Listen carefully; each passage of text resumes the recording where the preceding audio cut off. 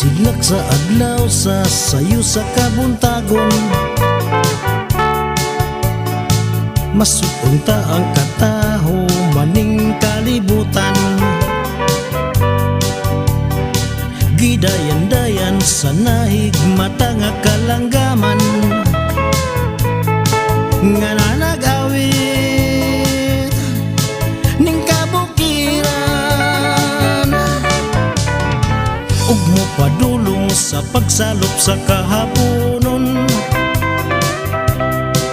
Sa dughan nga walay naglalay, sa kasing-kasing nga way nagsapnay, sama ka na ko nga sinali.